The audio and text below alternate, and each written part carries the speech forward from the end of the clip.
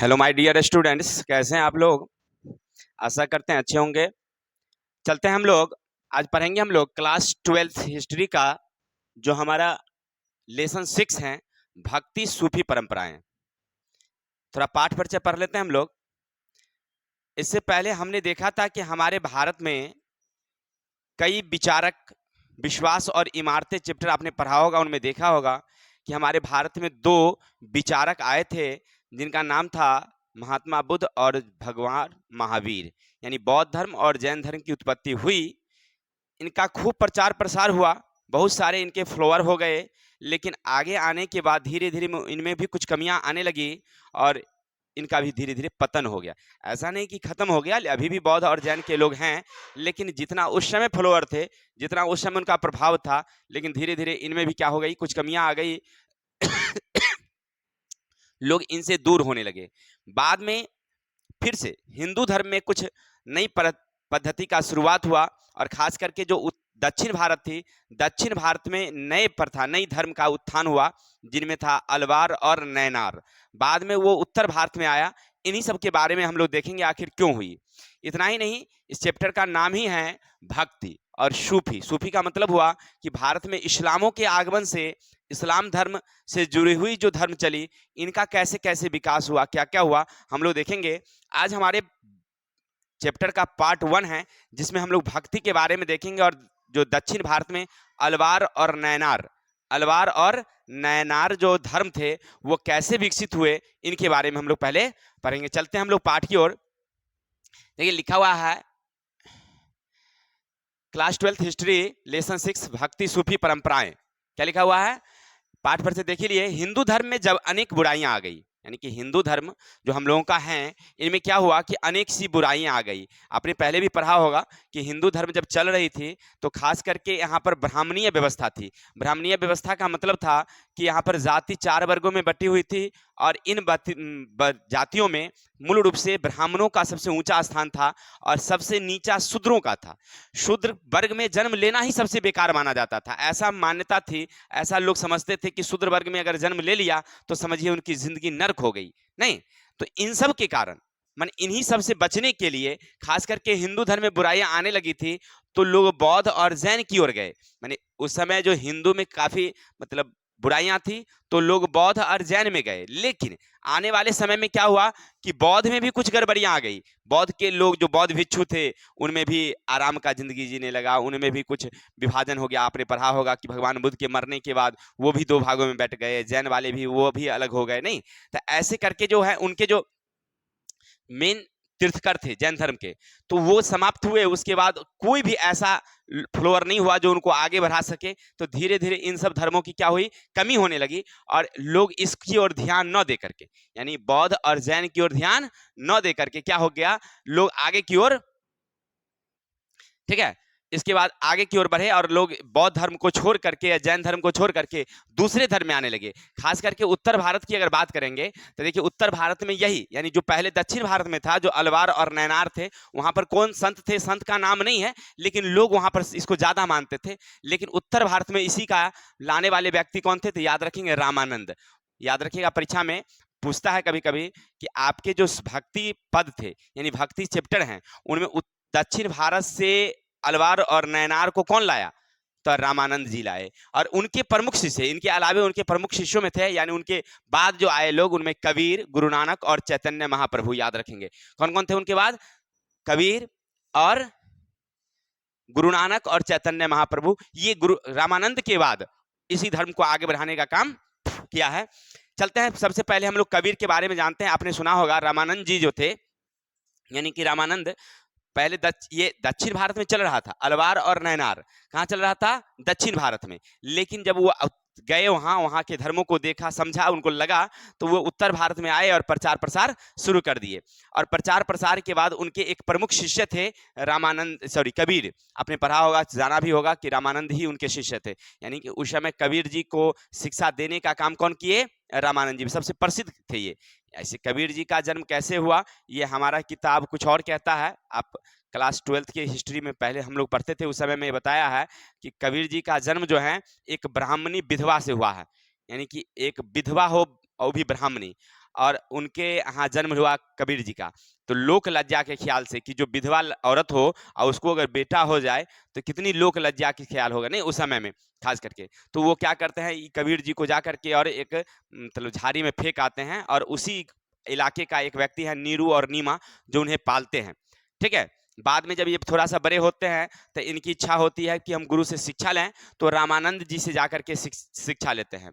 और शिक्षा लेने के बाद कबीर जी धर्म के प्रचार की ओर आगे बढ़ते हैं और वो कई उपदेश देते हैं। ठीक है ना, उनकी बहुत सारी मतलब दोहा है जो आपने पढ़ा भी होगा, और वो सारी दोहा साखी कहलाती है। कबीर जी की जितनी भी दोहा है ना वो क्या कहलाती है, साखी कहलाती है, जो एक किताब में संकलित है। ठीक है, उन्होंने यानी कबीर जी उपदेश देते हैं, कबीर एकेश्वरवाद पर बल दिया है। कबीर जो है वो कहते हैं एकेश्वरवाद पर बल देते हैं, और वो कहते हैं कि ईश्वर एक ही है, माने भगवान एक ही है, केवल उनका नाम अलग अलग है। राम, रहीम, साई, साहिब, अल्लाह, जो भी आप कह रहे हैं सब एक ही है। ऐसा नहीं कि राम अलग है रहीम अलग है, बस नाम अलग अलग है, रूप एक ही है। इतना ही नहीं, उन्होंने कहा है कि आप अगर गृहस्थ रहते हैं, आप ईश्वर की पूजा करते हैं तो भी सही है। यानी कि वो मतलब अलवार नैनार जो भी थे या कबीर जी भी थे, ये नहीं कहते हैं कि आप घर को छोड़ दीजिए और तब जाकर के आप मतलब भगवान की पूजा कीजिएगा, तो आराधना कीजिएगा तो भगवान प्रसन्न हो जाएंगे, ऐसी उनकी मान्यताएं नहीं थी। कबीर जी कहते हैं कि परिवार में रह करके, परिवार के साथ रह करके ईश्वर भक्ति की जा सकती है, ऐसा उनका मानना था। ठीक है, यानी वो बहुत मतलब एकेश्वरवाद पर बल देते हैं, यानी कि साथ में रह करके आप काम कर सकते हैं, गृहस्थ जीवन में रहकर भी। और वो सारा जिंदगी गृहस्थ रहे। कबीर जी ऐसा नहीं कि अलग थे, कबीर जी गृहस्थ थे, उनके पत्नी थी, उनके बच्चे थे, सब कुछ थे। अब वो आगे पढ़ेंगे आप लोग। ठीक इसी समय उत्तर भारत में अरबी मुसलमानों का, यानी कि जब हमारे देश में कौन थे, कबीर जी थे, तो ठीक उसी समय क्या होता है कि हमारे भारत पर, उत्तर भारत में खास करके, जब क्योंकि हिंदू धर्म का वर्चस्व था, और उसी समय क्या होता है कि इस्लाम आक्रमण हो जाता है। मुस्लिम आक्रमणकारियों, विदेशी मुस्लिम आक्रमणकारी क्या करते हैं, हमारे भारत पर आक्रमण कर देते हैं, जिनमें याद रखिएगा 712 में सबसे पहले मोहम्मद बिन कासिम भारत पर आक्रमण किया था। उस समय हमारा भारत हिंदुओं का था, केवल हिंदू था। पहली बार 712 में मुसलमानों भारत पर आक्रमण किया है, और कौन, मोहम्मद बिन कासिम। उसके बाद गजनी, मोहम्मद गौरी, बहुत सारे लोग भारत पर आक्रमण किए हैं। ठीक है, याद रखेंगे। तो जब ये लोग आक्रमण किए तो भारत में क्या हुआ कि मुसलमानों का आक्रमण हुआ, इस्लाम धर्म का आगमन हुआ, तो हिंदू धर्म में ना टूट पड़ने लगी। तो कुछ लोग ये सोचने लगे, कुछ ऐसे सोचने लगे कि अगर मान लीजिए अगर भारत में इस्लामों का प्रभाव हो गया और हमारा हिंदू धर्म खत्म हो जाएगा, तब तो हम लोग कुछ नहीं कर पाएंगे। नहीं, तो कुछ ऐसे लोग, धार्मिक विश्वास के जो लोग थे, उन्होंने हिंदुओं को संगठन करने के लिए, हिंदुओं को संगठन, क्योंकि भारत पर किसका आगमन हो गया, मुसलमान आ गए। अब देखते हैं कि भारत अगर मुसलमान आ जाएगा तो उसका प्रभाव बढ़ जाएगा। हिंदू तो ऐसे ही टूट रहा है, झगड़ रहा है, आपस में भेदभाव है। तो कुछ लोग सोचे कि अगर हिंदुओं में इस तरह का भेदभाव रहेगा तो हमारे जो मुसलमान है उसका प्रभाव बढ़ जाएगा, वो विदेशी आक्रमणकारी और आक्रमण करेंगे। तो इसलिए क्यों ना संगठन किया जाए। देखिए, बस बचाने के लिए, हिंदुओं को बचाने के लिए कुछ जो धार्मिक विचार के लोग थे वो क्या करते हैं, यहाँ पर मतलब हिंदुओं को संगठन करना शुरू करते हैं, और वहां से शुरू होती है, ठीक है ना, भक्ति। यानी कि भक्ति की ओर लोगों का आकर्षण होता है।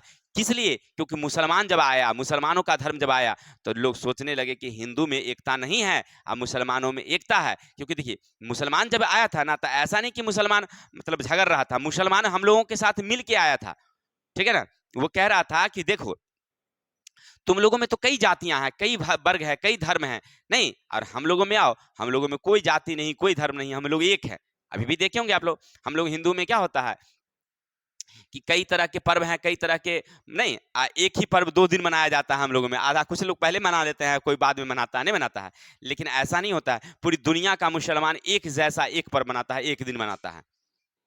नहीं, यानी कहने का अर्थ है उनमें एकता है, हम लोगों में एकता नहीं था। तो वो लोग जब आए थे ना, तो ऐसा नहीं कि हम लोगों से झगड़ रहे थे, वो आए जो धार्मिक विश्वास, ऐसे तो जो आक्रमणकारी थे वो राजा थे, वो आक्रमण किए, लेकिन जो धार्मिक विश्वास वाले थे वो हम लोगों को एक साथ मिल करके हम लोगों को कहे कि आप लोग किसमें बदल जाइए, हम लोगों के धर्म में आ जाइए। यानी हिंदू छोड़ करके आप कौन बन जाइए, मुसलमान, इस्लाम बन जाइए। नहीं, लेकिन कुछ धार्मिक लोग थे हिंदू में, वो कहा कि ऐसे कैसे होगा, अरे ऐसा करो, सबको संगठन करो, नहीं करोगे ना तो सब धीरे धीरे हिंदू सब ना भाग जाएगा, कौन में, सब मुसलमान हो जाएगा, तो सब गड़बड़ सड़बड़ हो जाएगा। नहीं, इसीलिए समझिए कि क्या हुआ, लोगों के मन में ना भक्ति की भावना जगी। चलिए, अगर आपसे कोई पूछे भक्ति क्या है, तो जब कोई व्यक्ति ईश्वर के प्रति पूर्ण रूप से निर्भर होता है, अगर मान लीजिए कि अगर कोई व्यक्ति जो है ईश्वर भगवान के प्रति अगर पूर्ण रूप से निर्भर हो, उनको भगवान में विश्वास हो तो उनको क्या कहेंगे हम लोग? भक्ति कहेंगे। भगवान में विश्वास यानी हर एक चीजों में आपको विश्वास हो,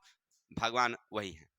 नहीं, आपने देखा होगा कि जब प्रहलाद अपने पिता से हिरण्यकश्यप से कहता है तो उनको बताता है कि दीवार में हमारी भगवान है, नहीं, और पिलर को जैसे तोड़ता है तो उसमें से नरसिंह भगवान निकलते हैं, नहीं निकलते हैं। ये तो विश्वास की बात है। आप जिस चीज को देख रहे हैं वही विश्वास भगवान है, नहीं। तो कहने का अर्थ है कि कोई पूछे भक्ति क्या है, तो भक्ति का मतलब हुआ कि ईश्वर के प्रति अब विश्वास, विश्वास को ही क्या कहते हैं हम लोग? भक्ति कहते हैं। आगे चलते हैं हम लोग।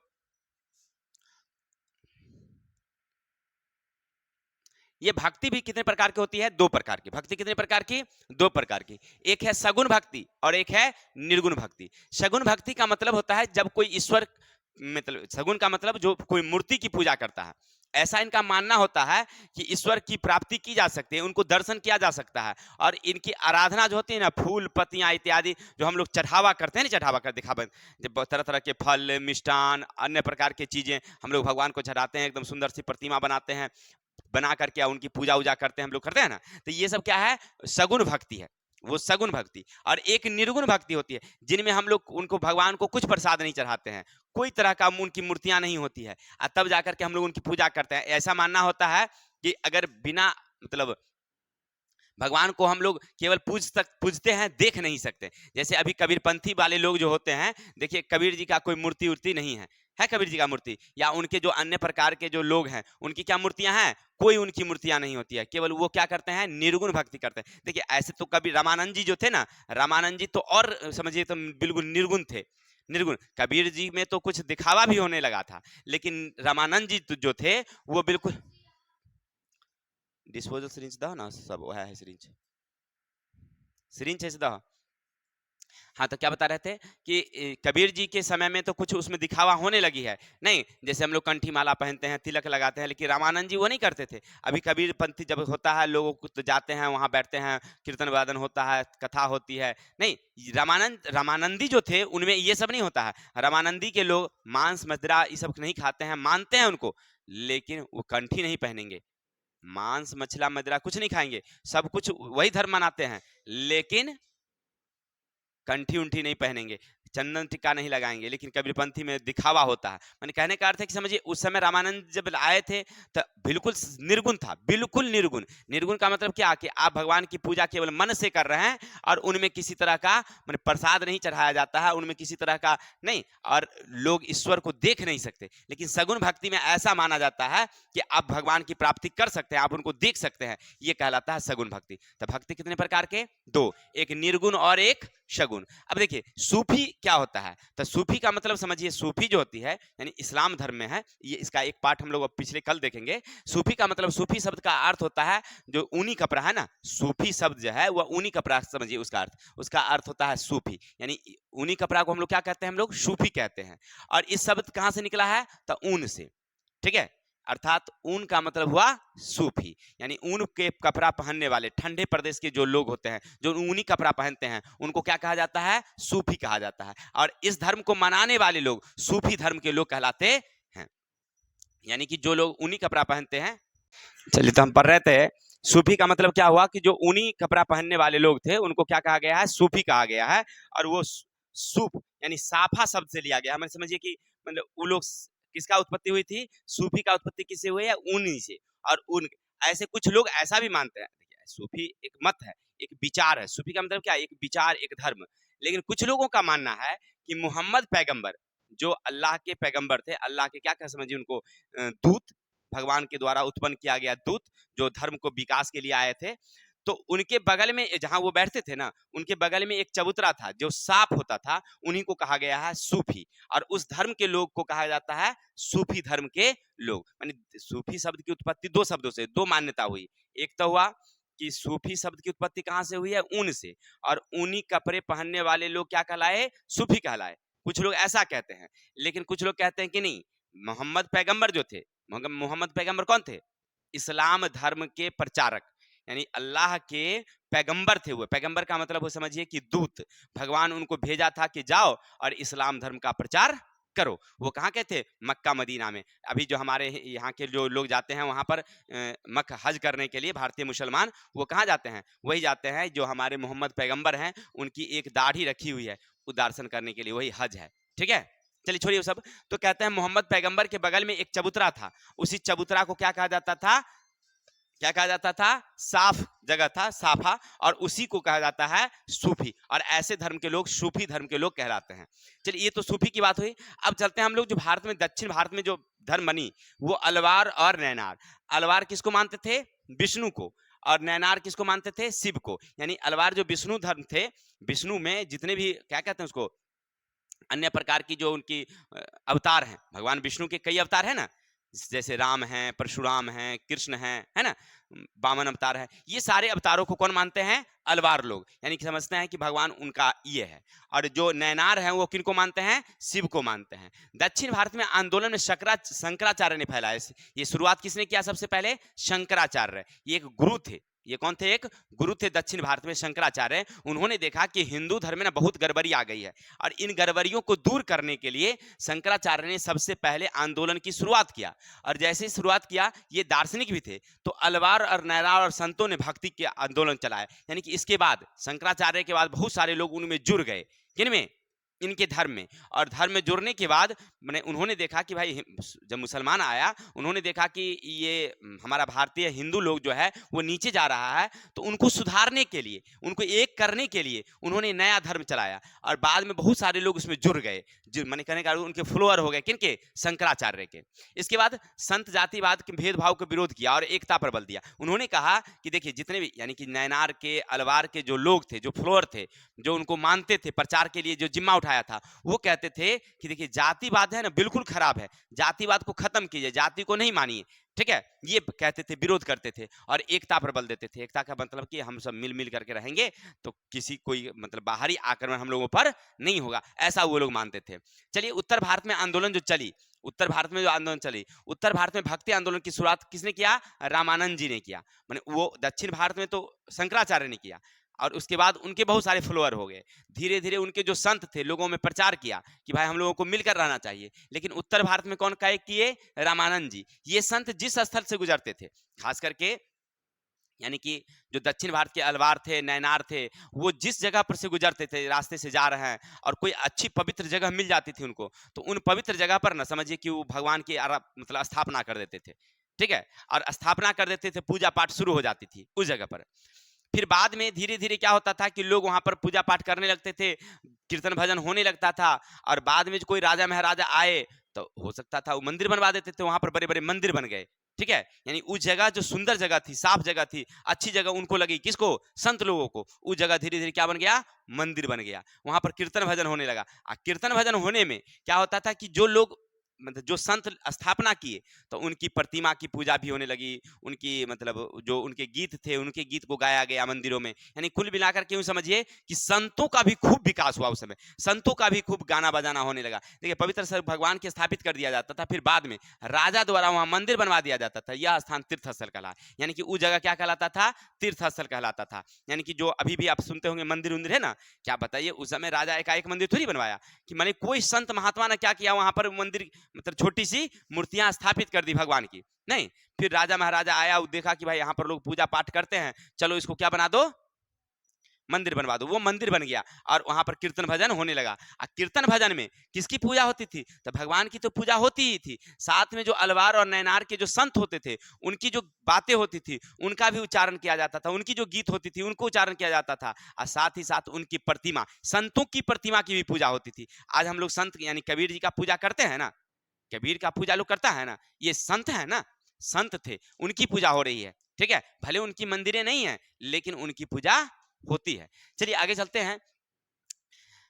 तो भक्ति आंदोलन का कारण क्या था? आखिर भक्ति आंदोलन जो हुई हमारे देशों में, यानी अलवार और नैनार जो हुए, क्यों हुए? अलवार और नैनार क्यों हुए? इसका मेन कारण था इस्लामिक आक्रमणकारियों का अत्याचार। देखिए इस्लामिक आक्रमणकारी जब आए, क्योंकि वो विदेशी आक्रमणकारी थे, इस्लाम थे, हिंदुओं से उनको खास करके बैर था, और उनका आक्रमण जब हुआ तो बहुत अत्याचार किए। खास करके हिंदुओं पर। हिंदू को तो वो मतलब देखना नहीं पसंद करते थे, इस तरह से मार काट ज्यादा करते थे। आपने देखा होगा, सुना भी होगा कि जब हमारे देश पर औरंगजेब का शासन था, वो मुसलमान थे, हिंदू अगर छोटी गलती कर देता था तो उसको हाथी से कुचलवा देता था, मौत की सजा देता था उसको।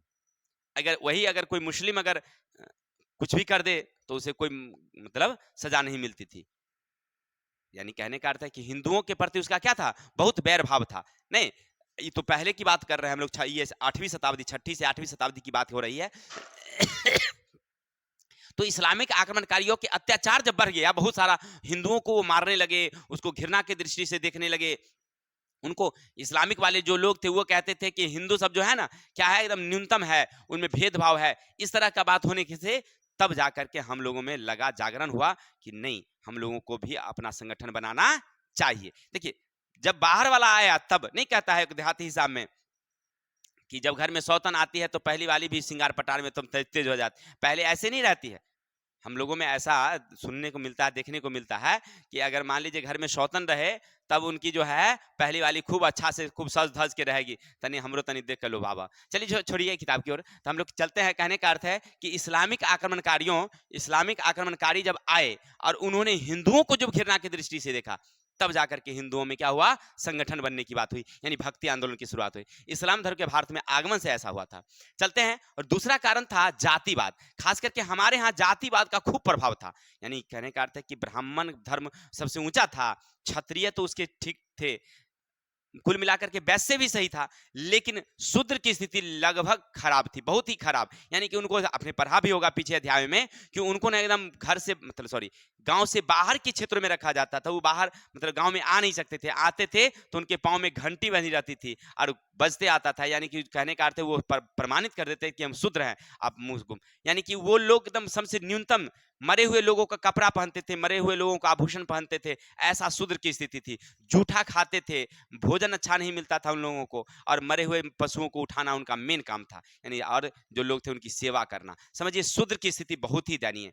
तब शूद्र, जब एक ही समाज के लोग थे और शूद्र का स्थिति दयनीय हुआ, तो इसका फायदा कौन उठा रहे थे, इस्लामिक लोग। वो लोग कहे कि तुम लोगों के धर्म में भेदभाव है, तुम आ जाओ हम में।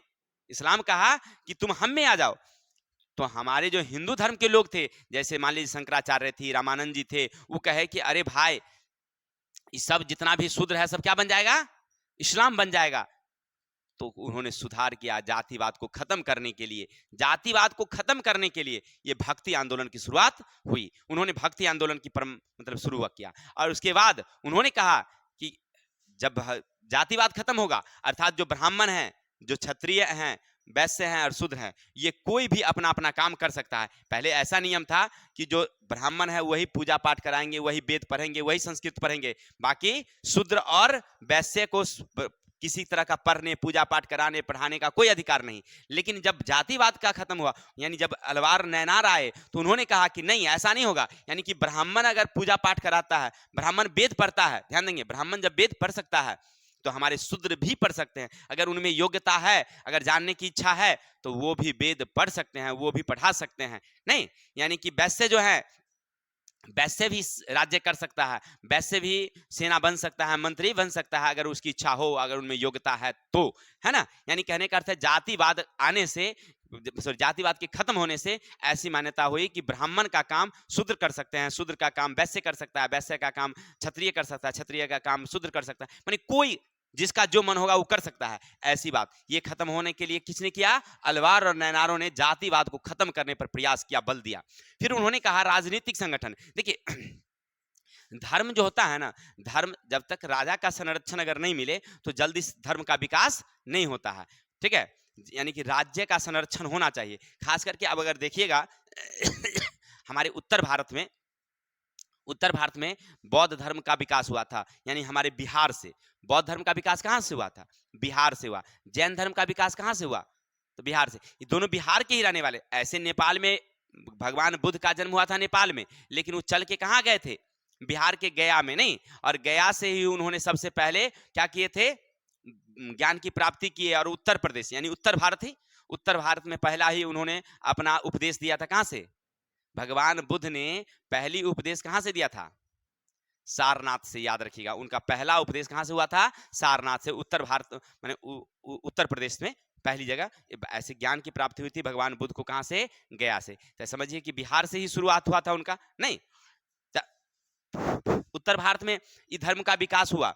धीरे धीरे धीरे हमारे बहुत सारे राजा थे जो उस धर्म का संरक्षण किए, यानी कहने का अर्थ कि राजा उस धर्म को मानने लगे और राजा उस धर्म के विकास के लिए कई काम किए, जिनमें आपने राजा अशोक का नाम तो सुना ही होगा, नहीं? उनके और सारे लोग थे जो उन धर्म को मानते थे। धीरे धीरे उसका विकास हुआ। लेकिन जानते हैं दक्षिण भारत में ना बौद्ध और जैन का खूब कोई खास विकास नहीं हुआ था। वहां पर कोई राजकीय संरक्षण उनको नहीं मिला था।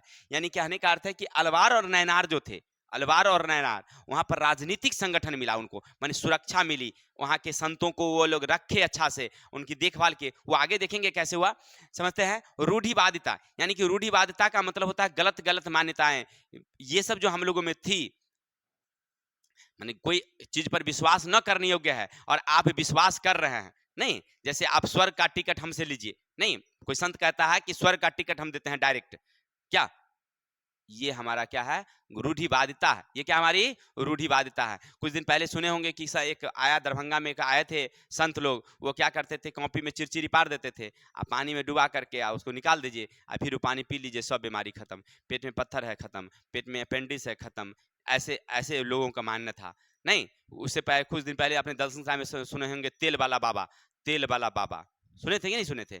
बहुत तेल को फूक करके जाता था, लोग लाता था और लगाता था तो ठीक हो जाता था बहुत सारी बीमारी। देखिए ये सब क्या है? रूढ़िवादिता है। ये क्या है? रूढ़िवादिता, जो गलत है वो गलत को हम लोग क्या कर रहे हैं? मान रहे हैं। यही हमारी रूढ़िवादिता है, ठीक है ना? तो इन सब को दूर करने के लिए, इस सब विचार को हटाने के लिए अलवार और नैनारों ने, यानी अलवार यानी जो शिव को अलवार जो विष्णु के मानने वाले थे, नैनार जो शिव को मानने वाले थे, उन्होंने ये रूढ़िवादिता को खत्म करने के लिए इस धर्म का प्रचार किया, भक्ति का प्रचार किया। कौन? ये अलवार वाले। चलते हैं, हिंदू धर्म में गलत प्रथाएं चलती, और हमारे हिंदू धर्म में खास करके ना इतनी गलत प्रथाएं थी, इतनी गलत प्रथाएं कि समझिए कि सब एक मतलब विचार ही नहीं चल रहा था। जैसे आपने सती प्रथा का आपने नाम तो सुना ही होगा, नहीं? ये हमारे हिंदू धर्म की सबसे गलत प्रथा थी, जिसका विरोध लगभग सब लोगों ने किया। जितने विद्वान लोग बाहर से आए, जितने भी संत लोग थे, सब लोग कर रहे थे, लेकिन फिर भी हिंदू के दिमाग में आता ही नहीं था, नहीं? ये मान्यताएं चली आ रही थी। जानते हैं इसको रोकने का काम किसने किया था? राजा राम मोहन राय ने। इसको रोकने का काम किसने किया? राजा राम मोहन राय। सबसे पहले उन्होंने ही शुरू किया था, और उनके कहने पर लॉर्ड विलियम बेटिंग 1829 में सती प्रथा को कानून रूप से क्या कर दिया? बंद कर दिया। लेकिन वो कह तो दिए, कानून तो बन गई, लेकिन फिर भी कुछ जगह पर ऐसी प्रथाएं चल ही रही थी। धीरे धीरे धीरे धीरे लोगों में विश्वास हुआ, नहीं? और यानी कहने का अर्थ है कि हमारे देश में खास करके ये जो थी ना हिंदुओं में ये गलत प्रथाएं, इसके कारण गलत प्रथा को खत्म करने और हिंदुओं को संगठन करने के लिए अलवार और नैनारों ने भक्ति आंदोलन चलाया, ठीक है? आगे चलते हैं। भक्ति आंदोलन का उद्देश्य क्या था? ध्यान दीजिए, आखिर भक्ति आंदोलन क्यों हुआ? तो इसका मेन कारण था भक्ति आंदोलन का हिंदुओं के धर्म में सुधार करना। हिंदू धर्म ना एकदम बहुत नीचे गिर गया था, नहीं बताया अभी? हिंदुओं में इतना एकदम गलत प्रथा ये थी कि वो साफ नीचे गिर गया था। लोग हिंदू धर्म को ना समझ ही नहीं रहे थे। हिंदू के लोग समझते थे कि ये धर्म थोड़ा ही है, ये तो एकदम जबरदस्ती क्या कर ठोपा गया है। यानी खास करके जो शूद्र लोग थे ना, ब्राह्मण थे तो उनको तो कोई दिखते नहीं था, क्षत्रिय को भी ठीक था, लेकिन जो वैश्य और शूद्र थे उनको लगता था कि धर्म में जन्म लेना ही बेकार हो गया, नहीं? अगर समझिए कि जो उस धर्म में जन्म ले लिया वैश्य में और शूद्र में जन्म ले लिया, समझिए उनकी जिंदगी नरक बन गई।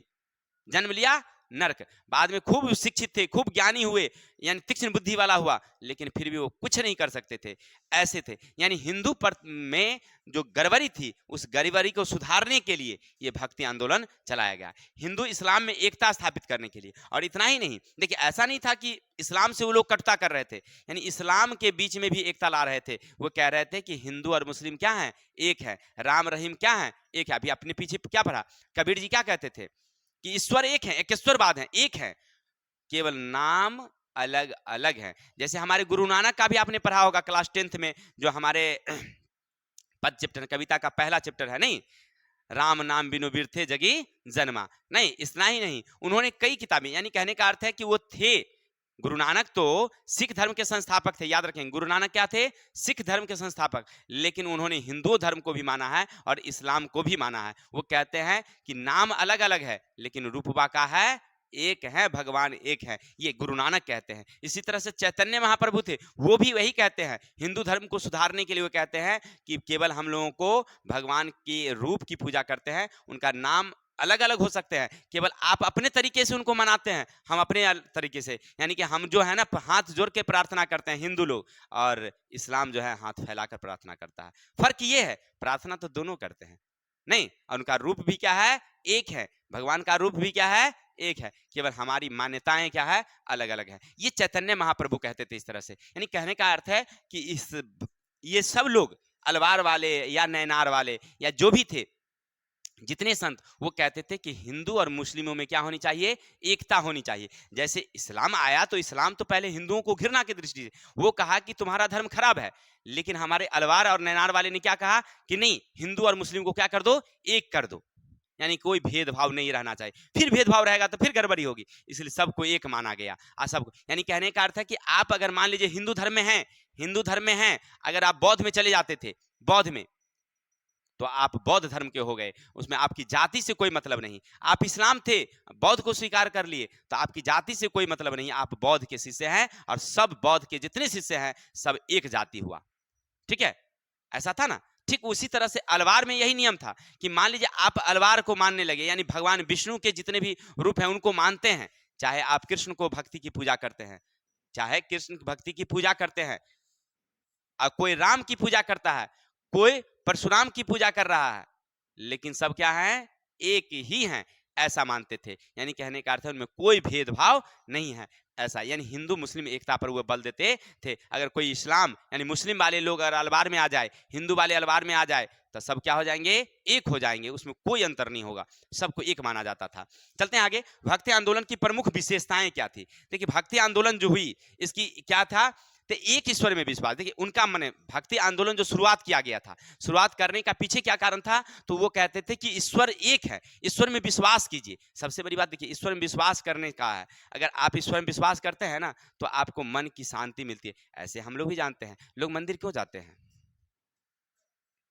मन की शांति के लिए। देखिए आप घर से भी पूजा कर सकते हैं, ऐसा नहीं। देखिए निर्गुण भक्ति में क्या होता है कि आप जहां बैठे हुए हैं, भगवान सामने में बैठा हुआ, आप हाथ जोड़ करके प्रार्थना कीजिए, प्रार्थना हो जाएगी, नहीं हो जाएगी। लेकिन मंदिर जाना क्यों जरूरी है, क्यों जरूरी है, मन की शांति के लिए। जब तक आप मंदिर रहेंगे, मंदिर में रहेंगे, आपका मन ना बाहरी की दुनिया से बिल्कुल अलग हो जाता है। ऐसे आज के जमाने में तो लोग मंदिर कम जाते हैं और सेल्फी लेने ज्यादा जाते हैं, है ना, चश्मा पहन के सेल्फी ले लेते हैं बहुत सारे लोग। हाँ क्या जी, कहने का अर्थ है कि भगवान की पूजा नहीं करते हैं, भगवान को फोटो दिखाते हैं कि देखिए हम फोटो खींच रहे हैं आपका। चलिए आइए किताब की ओर। तो कहने का अर्थ है, नहीं, बात तो यही होती है, भगवान की ही पूजा करते हैं। चलिए ध्यान दीजिए, तो हम लोग पढ़ते हैं कि भक्ति आंदोलन की मुख्य विशेषता क्या थी, एक ईश्वर की विशेषता। यानी वो कहते थे कि ईश्वर एक हैं, भगवान एक हैं, केवल रूप अलग अलग हैं, हम उनकी पूजा करते हैं, आराधना, उनमें विश्वास होना चाहिए। सबसे बड़ी बात क्या है, ईश्वर में विश्वास। अगर ईश्वर में आपका विश्वास नहीं हुआ ना, तो समझिए भक्ति आंदोलन नहीं हुआ सफल। ठीक है ना, यानी ईश्वर का अगर आशीर्वाद प्राप्त करना है, तो सबसे पहले क्या चाहिए, उनका विश्वास चाहिए। अगर विश्वास से नहीं होगा तो कैसे होगा, क्या, जैसे हमने बताया ना कि जब हमें हमारी साथ कोई समस्या होती है ना, तो हम जाते हैं और चुपचाप भगवान जी को कहते हैं क्या कीजिएगा, बहुत समस्या है, उनको हम कह देते हैं, और कह करके हम चले जाते हैं कि अगर कुछ गड़बड़ी होगा तो आप समझिएगा, हम नहीं जानते हैं। हमारे जो भगवान जी हैं वो मान जाते हैं कि भाई राकेश कहीं जा रहा है, कुछ गड़बड़ ना हो इसको, वो हमको कह देते हैं, ठीक है जाओ। ध्यान देंगे, ढोंग और बाह्य आडंबर का विरोध। देखिए भक्ति आंदोलन का विशेषता क्या था कि ये ढोंग जो था और बाह्य आडंबर जो दिखावा था, इसका विरोध किया गया। यानी कि जितने लोग हैं ना, जितने लोग थे जो ढोंगी थे, नहीं, खास करके ब्राह्मणों में खास करके ठग ठगी चल रहा था कि स्वर्ग का टिकट लीजिए, नहीं, अगर कोई चीज वस्तु पाप हो गया तब पाप से मुक्त होने के लिए मतलब पूजा पाठ करवाइए, ये सब जो ढोंग था, इस सब का विरोध किया गया कि नहीं, ये सब का हम लोग नहीं करना चाहिए, इसको रोका गया। सन्यास का विरोध, देखिए सबसे बड़े भक्ति आंदोलन का सबसे विशेषता क्या था, सन्यास का विरोध। वो लोग सन्यास जो होते हैं ना, लोग कहते थे कि आप जन्म लिए हैं, आज जन्म लिए, भगवान की पूजा करना है तो घर से बाहर निकल जाइए, सन्यास बन करके पूजा करिए। नहीं, देखिए हमारे जो अलवार वाले और नैनार वाले कहते हैं कि नहीं, ध्यान दे सुनिएगा तब ना होगा भाई, तो कहते हैं कि वो नहीं, ऐसा नहीं करना चाहिए। यानी आपने जन्म लिया है तो आप परिवार में रहिए, शादी कीजिए। देखिए ये कहते हैं शादी कीजिए, शादी कीजिए, इतना ही नहीं, परिवार का जो काम है आपका, नहीं, बच्चों को पालन पोषण करना, बच्चे का जन्म देना, उनको खिलाना, माता पिता की सेवा करना, ये सब सब काम कीजिए। कौन करते हैं? ऐसा नहीं कि सन्यास ले लीजिए, भगवान की पूजा करते रहिए, ये ऐसा नहीं। आपने हम कहानी एक सुना देते हैं आपको। हमारे दक्षिण भारत के ही संत थे जिनका नाम था संत कवि तिरुवल्लुवर। संत कवि तिरुवल्लुवर।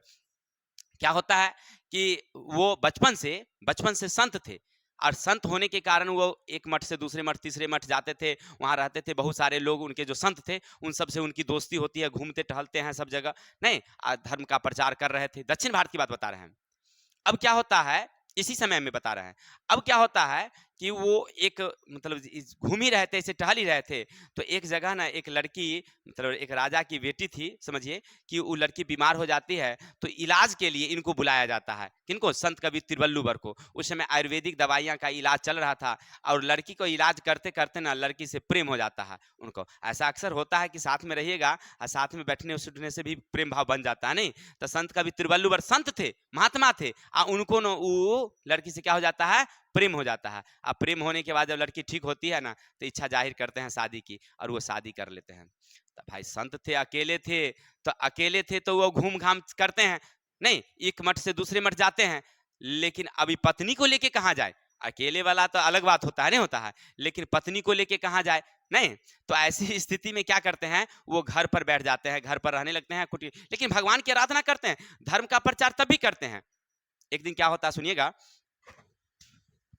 एक दिन क्या होता है कि इनके कुछ लोग थे, किनके? संत कवि तिरुवल्लुवर के जो साथी लोग थे, वो उनके घर आते हैं और कहते हैं कि संत कवि जी, यानी तिरुवल्लुवर जी, आप तो भगवान मतलब पत्नी के साथ रहते हैं, तो आप आराधना तो भगवान की नहीं कर रहे होंगे, भगवान तो आपसे प्रसन्न नहीं रहता होगा, नहीं? तो वो कहते हैं ऐसी कोई बातें नहीं है, यानी कि गृहस्थ जीवन जी करके भी, गृहस्थ में रह करके भी भगवान की आराधना की जा सकती है। तो कहा कैसे?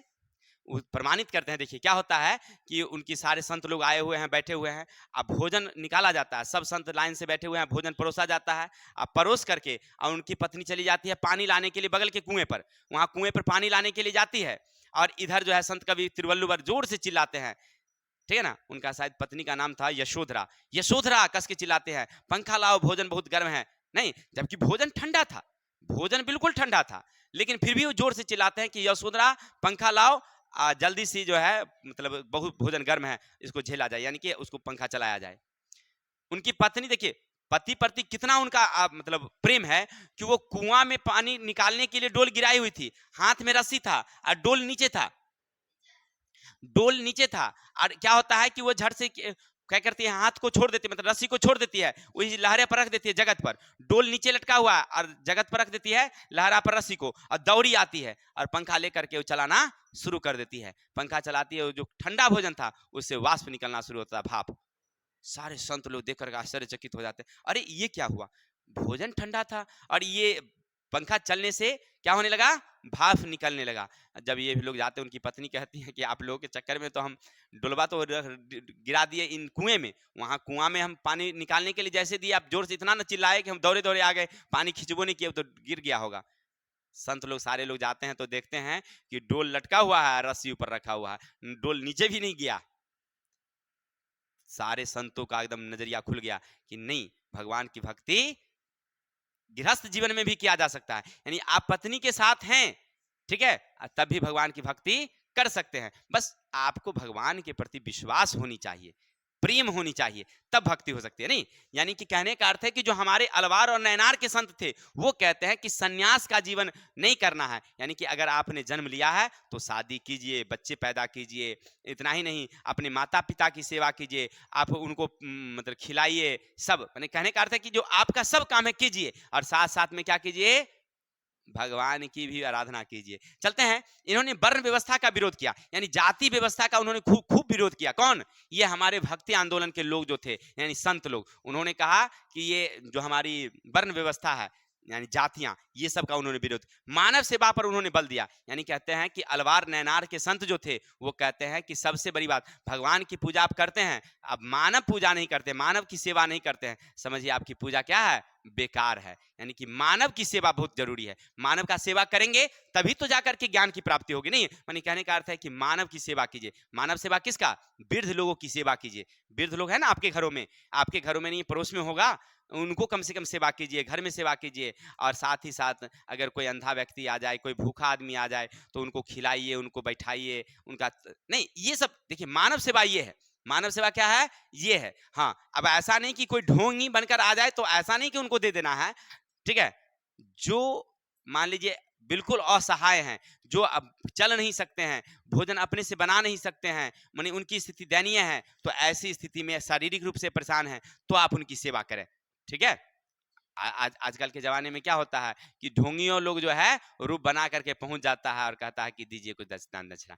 क्या चलते हैं स्थानीय भाषा में धर्म का प्रचार। और सबसे बड़ी बात देखिए, ये भक्ति आंदोलन का प्रचार इतना तेजी से क्यों हुआ? इसलिए हुआ क्योंकि वो जहां जाते थे वो स्थानीय भाषा में बोलते थे। अगर मान लीजिए हम यहाँ पर आए और अंग्रेजी में बोलना शुरू कर दें, क्या आप समझ पाएंगे? अंग्रेजी में नहीं समझ पाएंगे।